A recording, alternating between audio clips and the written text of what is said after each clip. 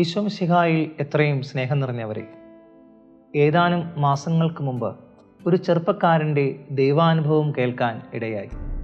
ആ യുവാവ് കേരളത്തിന് പുറത്ത് പഠിച്ചുകൊണ്ടിരിക്കുമ്പോൾ തെറ്റായ സൗഹൃദങ്ങളിൽ ചെന്നുപിടുകയും അങ്ങനെ പതുക്കെ പതുക്കെ ജീവിതത്തിലെ പല മൂല്യങ്ങളും നഷ്ടപ്പെട്ടു പോവുകയും ചെയ്തു.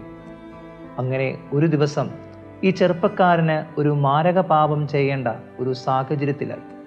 ആ പാപം ചെയ്യാനായിട്ട് ഈ ചെറുപ്പക്കാരൻ ഒരുങ്ങിയപ്പോൾ പെട്ടെന്ന് തൻ്റെ ഉള്ളിൽ നിന്ന് ആരോ ഇത് ചെയ്യരുതെന്ന് പറയുന്നതായി അവന് തോന്നി. അങ്ങനെ ആ പാപം ചെയ്യാതെ അദ്ദേഹം പെട്ടെന്ന് നാട്ടിൽ വന്ന് ഒരു ധ്യാനം കൂടുകയാണ്. ആ ധ്യാനത്തിൻ്റെ അവസാനത്തിൽ തനിക്കുണ്ടായ ഈ അനുഭവം കൂടെയുള്ളവരോട് പങ്കുവെച്ചപ്പോൾ ആ ചെറുപ്പക്കാരൻ ഇപ്രകാരം പറയുകയാണ്: അന്ന് ഞാൻ കേട്ട ആ സ്വരം ദൈവത്തിൻ്റെതാണ് എന്ന് ഞാൻ വിശ്വസിക്കുന്നു. ആ സ്വരം ഞാൻ ശ്രവിച്ചതുകൊണ്ടാണ് ഇന്ന് നിങ്ങൾക്ക് മുമ്പിൽ ഞാൻ നിൽക്കുന്നത്. ഞാൻ ഇന്ന് ഇവിടെ എൻ്റെ അനുഭവം സാക്ഷ്യപ്പെടുത്തുന്നത് എനിക്ക് വേണ്ടിയിട്ടല്ല, എന്നെ ശ്രവിക്കുന്നവർക്ക് വേണ്ടിയിട്ടാണ്. മിശിഹായിൽ സ്നേഹം നിറഞ്ഞവരെ, നാം ദൈവത്തിൻ്റെ സ്വരം ശ്രവിക്കാനും ദൈവത്തിൻ്റെ സ്വരമാകാനും കടപ്പെട്ടവരാണെന്ന് നോമ്പ് കാലത്തിലെ 6ാമത്തെ ഞായറാഴ്ചയിലെ വചനഭാഗങ്ങൾ നമ്മെ ഓർമ്മപ്പെടുത്തുന്നു. 1ാം വായനയും സുവിശേഷവും നാം ദൈവത്തിൻ്റെ സ്വരം ശ്രവിക്കാൻ ഓർമ്മപ്പെടുത്തുമ്പോൾ 2ാം വായനയും ലേഖനവും നമ്മൾ ദൈവത്തിൻ്റെ സ്വരമാകേണ്ടവരാണെന്ന് ഓർമ്മിപ്പിക്കുന്നു. ഉൽപ്പത്തി പുസ്തകം 19-ാം അധ്യായം 15 മുതൽ 26 വരെയുള്ള വാക്യങ്ങളിലൂടെ ദൈവത്തിൻ്റെ സ്വരം ശ്രവിച്ച സോദോം ഗൊമോറ ദേശത്ത് നിന്ന് സോവാറിൽ സുരക്ഷിതമായി എത്തുന്ന ലോത്തും പുത്രിമാരും അനുഗ്രഹിക്കപ്പെടുന്നതും ദൈവത്തിൻ്റെ സ്വരം ശ്രവിക്കുന്നതിൽ പരാജയപ്പെട്ടു പോകുന്ന ലോത്തിൻ്റെ ഭാര്യ ഉപ്പുതൂണായി തീരുന്നതുമാണ് 1ാം വായനയിലൂടെ നാം കാണുന്നത്. ജോഷുവ പ്രവാചകന്റെ പുസ്തകം 21-ാം അധ്യായം 43-ാം വാക്യം മുതൽ 22-ാം അധ്യായം 5-ാം വാക്യം വരെയാണ് ഇന്നത്തെ 2ാമത്തെ വായന.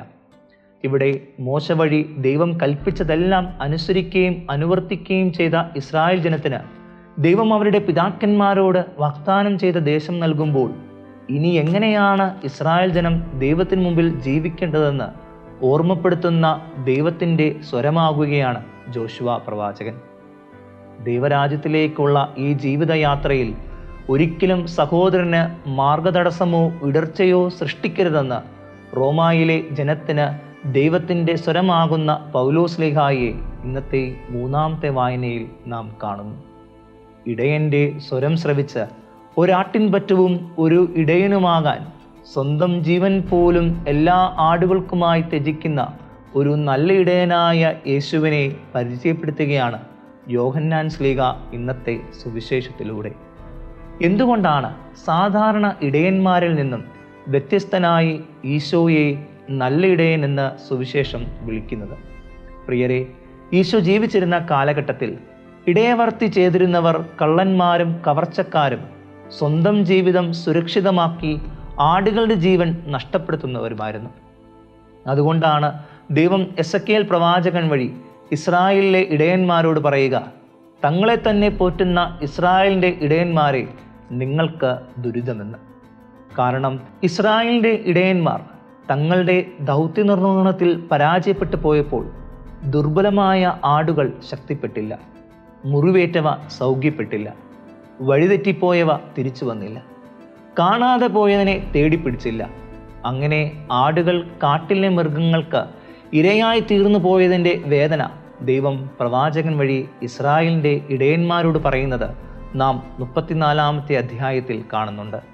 ചുരുക്കത്തിൽ നല്ല ഇടയനായ യേശുവിനെ ഇസ്രായേലിൻ്റെ ഇടയന്മാരിൽ നിന്നും വ്യത്യസ്തനാക്കുന്നത് ഈശോ സ്വന്തം ജീവനേക്കാളും ആടുകളുടെ ജീവന് വില കൊടുത്തതുകൊണ്ടാണ്.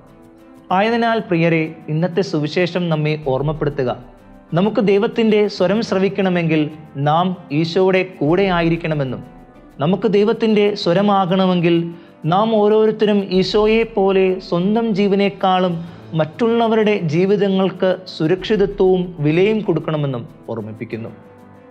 ഇന്നും ദൈവം തൻ്റെ സൃഷ്ടികളോട് പല വിധത്തിൽ സംസാരിക്കുന്നുണ്ട്. തിരുവചനത്തിലൂടെയും തിരുസഭയിലൂടെയും കുടുംബാംഗങ്ങളിലൂടെയും മറ്റു മനുഷ്യരിലൂടെയും നമ്മോട് സംസാരിക്കുന്ന ദൈവത്തെ നാം ശ്രവിച്ചാൽ തീരാവുന്ന പല പ്രശ്നങ്ങളെ ഇന്ന് നമ്മുടെ ജീവിതങ്ങളിൽ ഉള്ളൂ.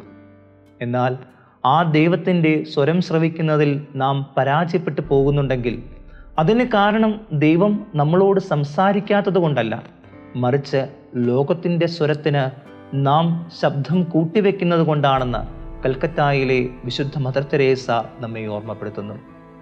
ദൈവത്തിൻ്റെ സ്വരത്തിന് കാതോർത്ത പൂർവ്വപിതാക്കന്മാരും പ്രവാചകന്മാരും രാജാക്കന്മാരും പരിശുദ്ധ അമ്മയും വിശുദ്ധ ഔസേപ്പിതാവും സ്ലീഹന്മാരും സകല സ്വർഗവാസികളും നമ്മെ ഓർമ്മപ്പെടുത്തുക, ദൈവത്തിൻ്റെ സ്വരം ശ്രവിച്ചാൽ മാത്രമേ നമ്മുടെ ജീവിതം ഇടയൻ്റെ കീഴിൽ സുരക്ഷിതമാകുകയുള്ളൂ എന്നാണ്. അതുകൊണ്ടാണ് ഈശോ വിശുദ്ധ യോഹന്നാന്റെ സുവിശേഷം 10-ാം അധ്യായം 27-28 വാക്യത്തിലൂടെ നമ്മെ ഓർമ്മിപ്പിക്കുക, എൻ്റെ ആടുകൾ എൻ്റെ സ്വരം ശ്രവിക്കുന്നു, എനിക്കവയെ അറിയാം, അവ എന്നെ അനുഗമിക്കുന്നു, ഞാൻ അവയ്ക്ക് നിത്യജീവൻ നൽകുന്നു, അവ ഒരിക്കലും നശിച്ചു പോവുകയില്ല, അവയെ എൻ്റെ അടുക്കിൽ നിന്ന് ആരും പിടിച്ചെടുക്കുകയുമില്ല എന്ന്. പ്രിയരെ, ദൈവത്തിൻ്റെ സ്വരം ശ്രവിച്ചാൽ മാത്രം പോരാ, ദൈവത്തിൻ്റെ സ്വരമാകാനും നാം കടപ്പെട്ടവരാണെന്ന് ഈശോയും ജോഷുവ പ്രവാചകനും പൗലോസ് ശ്ലീഹായും ദൈവത്തിൻ്റെ സ്വരമായി മാറുന്നത് സ്വന്തം ജീവിതം സുരക്ഷിതമാക്കാനല്ല, മറ്റുള്ളവരുടെ ജീവിതം സുരക്ഷിതമാക്കാനാണെന്ന് ഇന്നത്തെ വായനകളിലൂടെ നമ്മെ ബോധ്യരാക്കുന്നു. മറ്റുള്ളവരുടെ ജീവിതം സുരക്ഷിതമാക്കുമ്പോഴാണ് നാം ദൈവത്തിന് മുമ്പിൽ നല്ല ഇടയന്മാർ ആകുന്നത്. വേറൊരു വാക്കിൽ പറഞ്ഞാൽ, ദൈവം നമ്മെ ഏൽപ്പിച്ചിരിക്കുന്ന ഉത്തരവാദിത്തങ്ങൾ വിശ്വസ്തയോടെ നിർവഹിക്കുമ്പോൾ നാം ദൈവത്തിൻ്റെ സ്വരമാകുകയും നല്ല ഇടയന്മാരാകുകയും ചെയ്യുന്നു. ആയതിനാൽ ദൈവത്തിൻ്റെ സ്വരം ശ്രവിക്കേണ്ടത് സ്വന്തം ആത്മരക്ഷയ്ക്കായിട്ടും ദൈവത്തിൻ്റെ സ്വരമാകേണ്ടത് മറ്റുള്ളവരുടെ ആത്മരക്ഷയ്ക്കുമായിട്ടാണെന്ന് ഇന്നത്തെ വായനകൾ നമ്മെ ഓർമ്മപ്പെടുത്തുന്നു. അങ്ങനെ ദൈവത്തിൻ്റെ സ്വരം ശ്രവിച്ചും സ്വരമായും ഈ ജീവിതം അനുഗ്രഹദായകമാക്കാൻ ദൈവം നമ്മെ അനുഗ്രഹിക്കട്ടെ. ആമേൻ.